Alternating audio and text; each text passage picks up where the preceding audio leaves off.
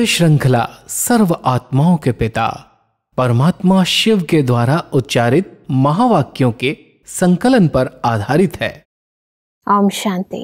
Godlywood studio द्वारा प्रस्तुत अमूल्य रत्न में आप सभी का हार्दिक स्वागत है।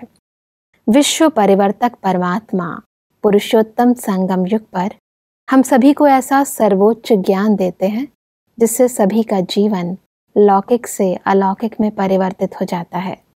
इस अलौकिक जीवन की दृष्टि, वृत्ति, कृति, स्वभाव, संस्कार, वायुमंडल कैसा होना चाहिए, आज हम ईश्वरीय महावाक्यों द्वारा गहराई से जानेंगे।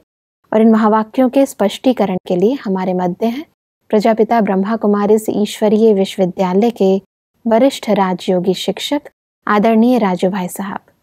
भाई साहब, आपका आज के एपिसोड में बहुत बहुत स्वागत है। ओम शांति। भाई साहब, आज हम बात करेंगे 5 जून 1977 के महावाक्यों पर, जिसका टॉपिक है अलौकिक जीवन का कर्तव्य ही है विकारी को निर्विकारी बनाना। परमात्मा कहते हैं कि सदा स्वयं को परमात्मा के सहयोगी विश्व परिवर्तन के कार्य में उसी लगन से लगे हुए हो, समझ कर चलते हो। जो परमात्मा का कार्य वही हमारा, यह स्मृति रहती है। जैसे परमात्मा सर्व शक्तियों और गुणों के सागर हैं, वैसे स्वयं को भी संपन्न अनुभव करते हो।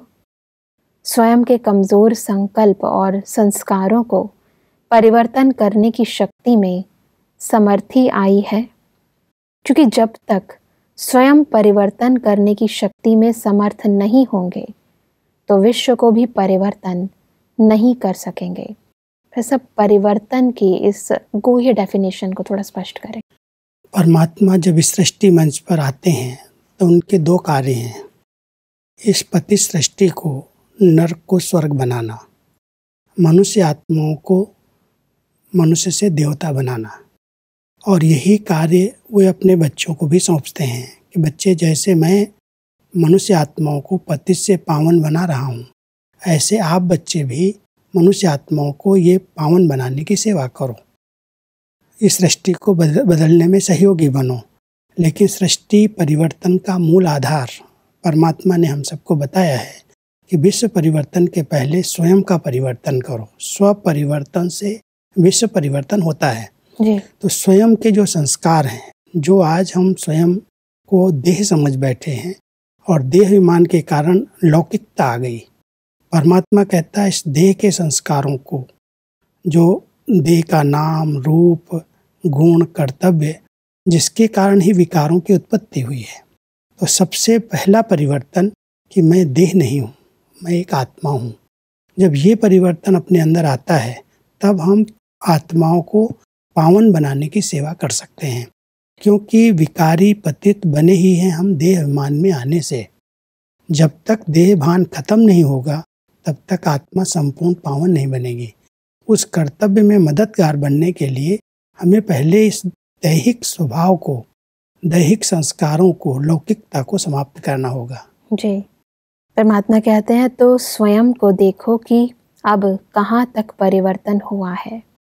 संकल्प में, वाणी में, कर्म में कितने परसेंटेज में लौकिक से अलौकिक हुए हैं। परिवर्तन है ही लौकिक से अलौकिक होना। तो यह शक्ति अनुभव होती है किसी भी लौकिक वस्तु व व्यक्ति को देखते हुए। अलौकिक स्वरूप में परिवर्तन करना आता है। दृष्टि को, वृत्ति को, वाइब्रेशन को, वायुमंडल को लौकिक से अलौकिक बनाने का अभ्यास है। देखा यह जाता है कि वर्तमान समय जो लोगों की दृष्टि, वृत्ति इस लोक के अंदर रहने वाले व्यक्तियों की है, हमेशा जब वो इस दृष्टि से किसी को देखते हैं या उनके जो बोल हैं, उनकी जो भाषा है या जो वायुमंडल है, वो सब देहमान जनित है। हाँ जी। देह को देखना, देह के बारे में चिंतन करना, दैहिक वायुमंडल बनाना। तो परमात्मा कहता है ये परिवर्तन आपकी दृष्टि में, आपकी वृत्तियों में, आपके बोल में, आपके कर्म में कितने % आया है, इसको चेक करो। क्योंकि जब आत्मिक स्थिति का हम अभ्यास करते हैं तो हमारी दृष्टि सबसे पहले परिवर्तित होती है। क्योंकि आज दृष्टि के कारण ही कहते हैं जैसी दृष्टि वैसी सृष्टि बन जाती है। जी। तो इस दृष्टि से हम क्या देखते हैं? शरीर दिखाई देता है या शरीर के अंदर, इस देह के अंदर विराजमान एक चैतन्य शक्ति आत्मा है। उस आत्मा को देखने का अगर हम अभ्यास करते हैं तो दृष्टि में लौकिकता के बजाय अलौकिकता आ जाती है। हमारी दृष्टि एक रूहानी बन जाती है, आत्मा को देखने का अभ्यास हो जाता है और उसके कारण आत्मा के जो निज गुण हैं, वो पवित्र स्वरूप है, प्रेम स्वरूप है, वो निज गुण आत्मा के अंदर आते जाते हैं। तो परमात्मा कहते हैं कि बच्चे पहले अपनी दृष्टि को, अपनी वृत्ति को, मन, वचन, कर्म को परिवर्तन करो और जितनी परसेंटेज में आपका ये परिवर्तन होता जाएगा उतना ही आप दूसरों को परिवर्तन करने के निमित्त बन सकते हो।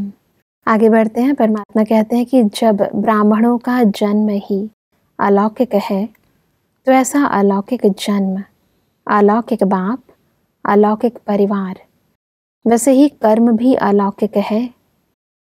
ब्राह्मण जीवन का विशेष कर्म ही है लौकिक को अलौकिक बनाना।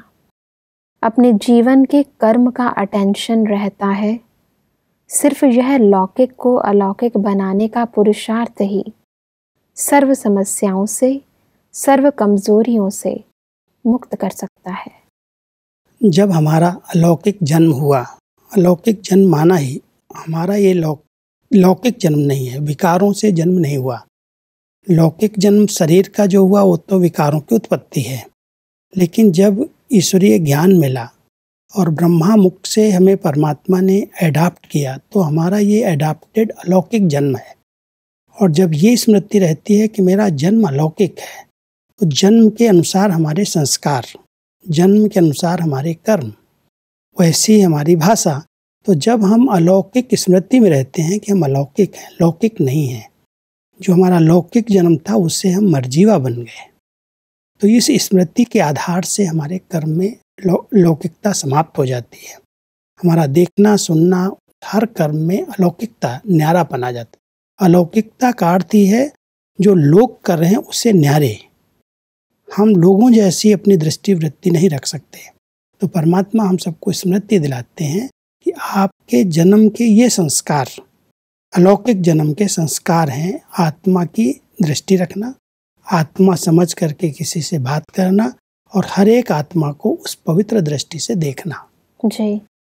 परमात्मा कहते हैं कि अमृत वेले से रात तक जो भी देखते हो, सुनते हो, सोचते हो व कर्म करते हो, उसको लौकिक से अलौकिक में परिवर्तन करो। यह प्रैक्टिस है बहुत सहज, लेकिन अटेंशन रखने की आवश्यकता है।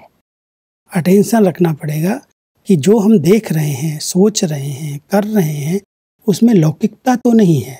लौकिकता माना बाह्यमुखता, हंसना, बहलना, जो एक लौकिक रीति से बातें करना, जो आज दुनिया के अंदर लोग कर रहे हैं, ऐसा हम नहीं कर सकते क्योंकि हमारा ये जन्म अलौकिक है।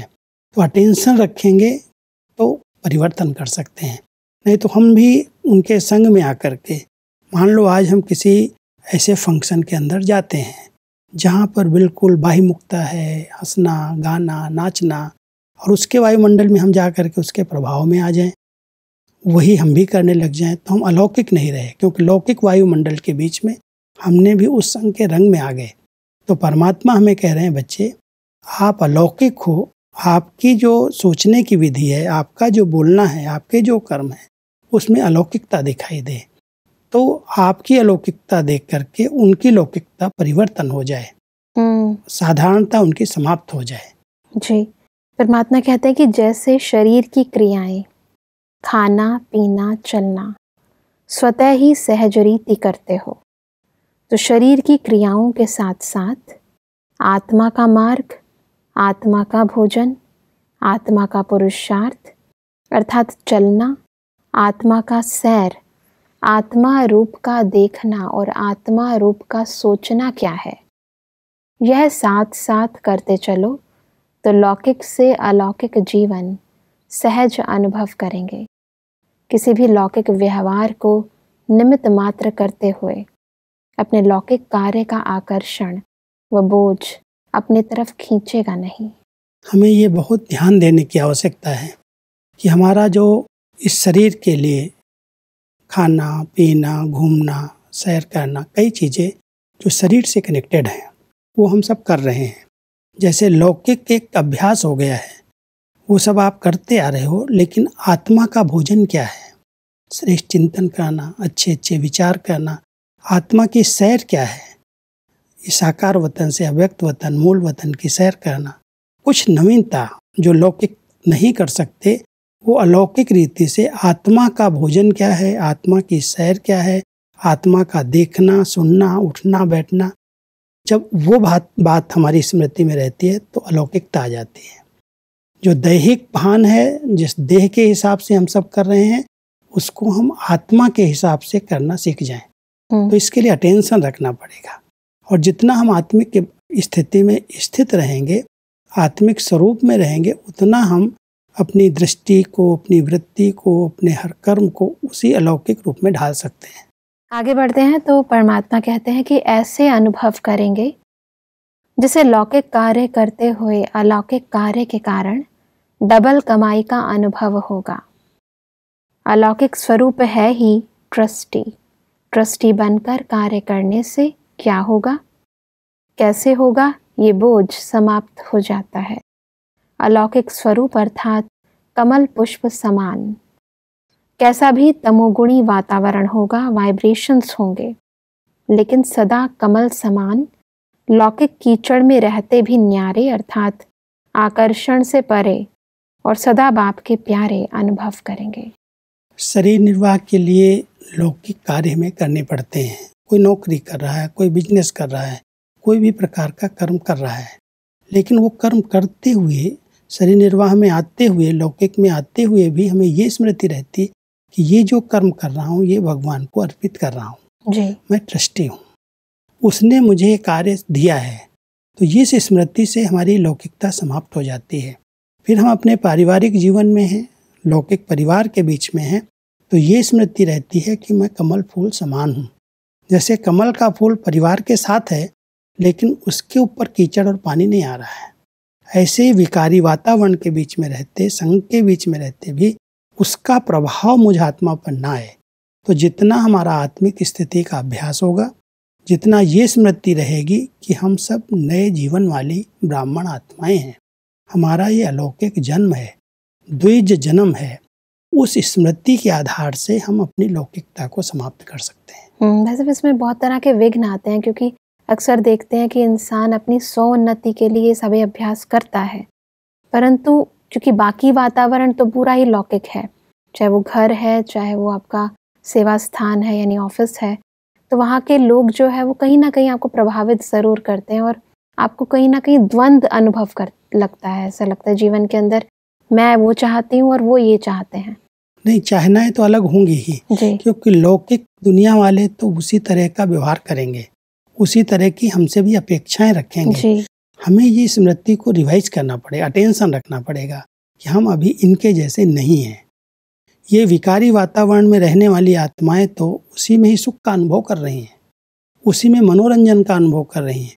उनको तो ये लगता है ये तो बड़े सूखे सूखे लोग हो गए हैं, ये तो हमारे साथ मिलते ही नहीं, हमारे साथ खाते पीते नहीं हैं, हमारे साथ उठते बैठते नहीं हैं। तो उनको तो एक बहुत भिन्नता अनुभव होती है। और परमात्मा चाहते हैं कि मेरे बच्चों के जीवन से उनको अलौकिकता दिखाई दे, वो आपको अपनी तरफ आकर्षण करने की हिम्मत भी न रख सकें, कभी आपको ऑफर भी न करें कि आप आओ हमारे साथ ऐसा करो। लेकिन तभी हो सकता है जब हमारा इतना ऊंचा सम्मान हो, इतनी अच्छी स्मृति और स्थिति हो। अगर स्थिति नहीं है, मान लो आज कहीं पर पार्टी हो रही है, कोई भोजन की पार्टी चल रही है, और हम लोगों की परहेज है कि हमें शुद्ध पवित्र आत्माओं के हाथ का खाना है जी। और हम उस पार्टी के बीच में एक लोक संग्रह के लिए जाते हैं, जाना पड़ता है, कई बार गए और उनके हाथ का वहाँ की पार्टी में हम सम्मिलित नहीं हुए, तो लोग तो हमें खींचने की कोशिश करेंगे। लेकिन अगर हम अपने नियमों में दृढ़ हैं, पक्के हैं कि हम ब्राह्मण हैं, सच्चे पवित्र आत्माएं, हमारा योगी जीवन है और योगी जीवन पर इन चीज़ों का प्रभाव पड़ता है, इसलिए मुझ आत्मा को इनके संग के रंग में नहीं आना है। तो जब हम न्यारे होकर के रहते हैं तो हमें फिर ऑफर भी कोई नहीं करता है। वो समझते हैं कि इनको फल दे दो, इनको दूसरी चीजें दे दो, ऐसी चीजें नहीं खाएंगे। पता चल जाता है, फिर वो सहयोग भी मिलता है जी। लेकिन जब जितना हम अपने में दृढ़ हैं, पक्के हैं, उतना हम उस वायुमंडल में अपने को सेफ रख सकते हैं जी। और फिर वो लोग कहते हैं कि आपकी जीवन बहुत ऊंची है, बहुत महान है। लेकिन पहले हमें कुछ समय दृढ़ रहना पड़ता है, अटेंशन रखना पड़ता है। बिल्कुल, और इसीलिए परमात्मा कहते हैं कि किसी भी प्रकार के मायावी अर्थात विकारों के वशीभूत व्यक्ति के संपर्क से स्वयं वशीभूत नहीं होंगे, क्योंकि अपना अलौकिक कार्य सदा स्मृति में रहेगा कि वशीभूत आत्माओं को बंधन युक्त से बंधन मुक्त बनाना, विकारी से निर्विकारी बनाना, अर्थात लौकिक से अलौकिक बनाना, यही अलौकिक जीवन का हमारा कार्य अर्थात कर्तव्य है। वशीभूत आत्मा को छुड़ाने वाला स्वयं वशीभूत हो नहीं सकता। जब ये स्मृति रहे कि परमात्मा ने मुझे अपना साथी इस कार्य के लिए मददगार बनाया है, हम उनके कार्य में मदद कर रहे हैं, सतयुग की रचना के लिए, सतयुग की स्थापना के लिए। जो आत्माएं बंधन में बंधी हुई हैं, जो विकारों के अधीन हैं, उनको मुझे वशीभूत आत्माओं को इस विकारों से छुड़ाना है। हम इस सेवा के लिए हैं, हम उनके आधार से उनको देख करके हम वशीभूत नहीं हो सकते जी। तब जब ये स्मृति बार बार हमारे अंदर से रिवाइज होगी, ये भान रहेगा कि हम परमात्मा के नए कार्य, नई दुनिया की स्थापना के कार्य के लिए निमित्त हैं, तब हमारे अंदर वो स्वमान जागृत रहेगा। और स्वमान जागृत है तो हम कभी भी उनके अधीन नहीं होंगे, उनके कहने के अनुसार हम करने नहीं लगेंगे जी। हम जो चाहेंगे वही करेंगे। तो इतनी दृढ़ता चाहिए, संकल्प में दृढ़ता है तो सबका सहयोग, सबकी मदद मिलती है। जी। आगे बढ़ते हैं। परमात्मा कहते हैं कि हम सब एक बाप की संतान, रूहानी भाई हैं। यह अलौकिक दृष्टि की स्मृति रहने से देहधारी दृष्टि अर्थात लौकिक दृष्टि, जिसके आधार से विकारों की उत्पत्ति होती है, वह बीज ही समाप्त हो जाता है। जब बीज समाप्त हो गया तो फिर अनेक प्रकार के विस्तार रूपी विकारों का वृक्ष स्वतः ही समाप्त हो जाता है। अब इस बीज को समाप्त करने के लिए बहुत अच्छे अभ्यास की जरूरत है, क्योंकि बहुत काल तक हम इन विकारों के अधीन रहे हैं। देह अभिमान के कारण देह को देख करके हमारी जो व्यवहारिक दृष्टि वृत्ति रही है, उसको परिवर्तन करना है। ये आत्मा है, मैं आत्मा हूँ, मैं आत्मा इस सृष्टि मंच पर पार्ट बजाने के लिए आई हूँ, ये हमने चोला धारण किया है। तो जब हम साथ रहते, परिवार में रहते, ये स्मृति में रखते हैं कि हम आत्मा रूप में भाई भाई हैं। भले चोला स्त्री पुरुष का अलग मिला हुआ है, लेकिन आत्मिक भान जितना पक्का होता है तो जो देह को देखने का, दैहिक दृष्टि रखने का, जो विकारों की उत्पत्ति का मूल कारण है, वो बीज समाप्त होता है। आज जो मनुष्य आत्माएं विकारों के अधीन हैं, उसका मूल कारण है कि वो देह को ही देख करके बात करती हैं और दैहिक संबंध के हिसाब से व्यवहार में आती हैं। लेकिन परमात्मा ने हम सबको लौकिक से अलौकिक बनाया कि आप सब आत्माएं परमधाम निवासी हो, एक निराकार परमात्मा के बच्चे आत्मा रूप में भाई भाई हो। और अगर साकार सृष्टि पर पाठ बजाने के लिए चोला धारण किया है तो ब्रह्मा बाबा के बच्चे ब्रह्मा कुमार और ब्रह्मा कुमारी हो। जब ये स्मृति रहती है तो हमारी दृष्टि वृत्ति पवित्र और शुद्ध बन जाती है। सब आगे बढ़ते हैं तो परमात्मा कहते हैं कि अभी तक भी बहुत बच्चों की कंप्लेंट है कि दृष्टि चंचल होती है, वह दृष्टि खराब होती है। क्यों होती है? जबकि बाप का फरमान है, लौकिक देह अर्थात शरीर में अलौकिक आत्मा को देखो, फिर देह को देखते क्यों हो? अगर आदत कहते हो, आदत से मजबूर हो, वह अल्पकाल के किसी न किसी रस के वशीभूत हो जाते हैं। तो इससे सिद्ध है कि आत्मा परमात्मा प्राप्ति के रस में अभी तक अनुभवी नहीं है। जो देह को देखने की नेत्रों से आदत बनी हुई थी, जिसके कारण ये विकारी भावनाएं, विकारी संकल्प उत्पन्न होते हैं। और ये कंप्लेन ऐसी रहती है कि मेरी दृष्टि वृत्ति चंचल होती है, किसी को भी देखते हैं तो गलत ख्यालात चलते हैं। तो परमात्मा कहते हैं अगर इस आदत से आप मजबूर हो तो परमात्मा प्यार का रस नहीं लिया है इसका कारण। अगर इसमें अगर मग्न हो जाओ, कुछ समय अच्छा योग करो, अच्छी तरह से इस देह से डिटैच होकर के परमात्मा प्यार में लौलीन हो जाओ, तो ये जो देह के रस हैं, इंद्रिय रस हैं, उन आकर्षणों से आप बच सकते हो। नहीं तो दुनिया के वातावरण के अंदर हर व्यक्ति देहमान में आकर के देह को ही देखता है और दैहिक वृत्ति और दृष्टि रख करके ही वार्तालाप करता है। उसकी भावनाओं में विकारों की उत्पत्ति है। तो अगर आपने ये अभ्यास नहीं किया है, परमात्मा प्यार के मिलन का अनुभव नहीं किया है, उस रस को प्राप्त नहीं किया है, तो आपको भी वो दैहिक रस आकर्षित करेगा। इसलिए समय निकाल करके विशेष योग अभ्यास करके अपनी कर्मेंद्रियों को शीतल बनाना है, शांत बनाना है, परमात्मा प्यार में लौलीन रहने का अनुभव करना है जी। तो ये दैहिक आकर्षण समाप्त होगा। परमात्मा कहते हैं कि परमात्मा प्राप्ति का रस और देहधारी कर्मेंद्रियों द्वारा अल्पकाल का प्राप्त हुआ रस, इसके महान अंतर को अनुभव नहीं किया है। जब अल्पकाल का कान का रस, मुख का रस, नैनों का रस व किसी भी कर्मेंद्रिय का रस आकर्षित करता है, उस समय इस महान अंतर के यंत्र को यूज करो। पहले भी सुनाया था, जबकि अब जान गए हो कि यह देह की आकर्षण, देह की दृष्टि, देह द्वारा प्राप्त हुई यह रस सांप समान सदाकाल के लिए खत्म करने वाला है। यह सांप का विष है, न कि आकर्षण करने वाला रस है। फिर भी अमृत रस को छोड़ विष की तरफ आकर्षित होना, इसको क्या कहा जाएगा? अब इसका चिंतन करना होगा, क्योंकि हम सब इन विकारों के, इन कर्मेंद्रियों के रस के बहुत समय से अधीन रहे हैं। परमात्मा कह रहे हैं ये जो रस है, दैहिक रस विष के समान है जी। जैसे सांप और मणि, दो मिसाल देते हैं। सांप कहीं न कहीं डस लेगा, विकारों के अधीन कर देगा, और मणि को अगर देखेंगे, आत्मा मणि है और ये शरीर सांप है।